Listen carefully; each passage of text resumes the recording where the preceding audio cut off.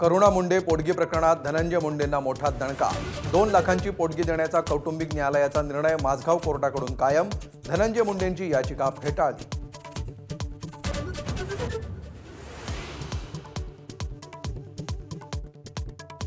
आपल्याला प्रेमपाशात अडकवणाऱ्याला धनंजय मुंडे 20 कोटी देणार। करुणा मुंडेंचा सुनावणीनंतर खळबळजनक आरोप। मला चित्रपटांची ऑफर असूनही मुंडेंसोबत राहण्याचा निर्णय, करुणा मुंडेंचा दावा। दीनानाथ मंगेशकर रुग्णालयातील वादानंतर वैद्यकीय संचालकांचं पत्र। इमर्जन्सीमधील कुठल्याही रुग्णाकडून आजपासूनच अनामत रक्कम घेणार नाही। बैठकीत ठराव मंजूर झाल्याची माहिती।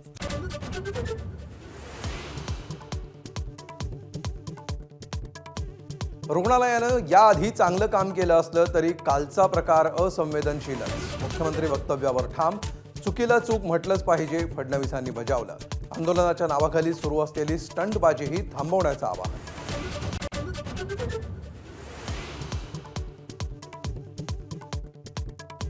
बँकांमधील मराठीच्या आग्रहाचं आंदोलन थांबवा। राज ठाकरेंचे कार्यकर्त्यांना पत्राद्वारे आदेश। बँकांमधील मराठीची जबाबदारी आता सरकारची, राज ठाकरेंची भूमिका।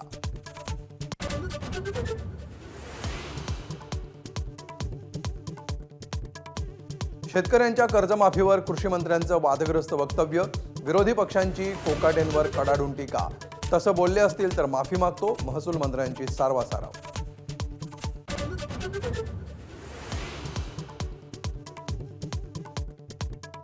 सहाय्यक पोलीस निरीक्षक अश्विनी बिद्रे हत्या प्रकरणी मुख्य आरोपी अभय कुरुंदकरसह दोघे दोषी। राजेश पाटीलची निर्दोष मुक्तता। 11 एप्रिलला शिक्षेची सुनावणी।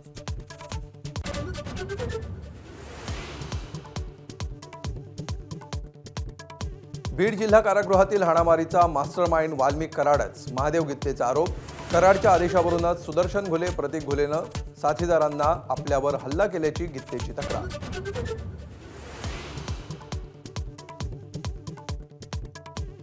सोलापुरात दूषित पाण्यामुळे 2 शाळकरी मुलींच्या मृत्यूचा आरोप। एकेची प्रकृती गंभीर। पाहणीला आलेले भाजप आमदार देवेंद्र कोठेंसमोर स्थानिकांचा संताप।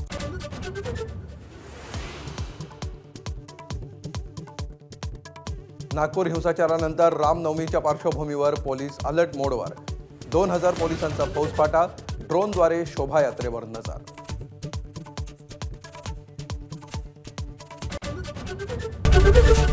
एबीपी माझा, उघडा डोळे बघा नीट।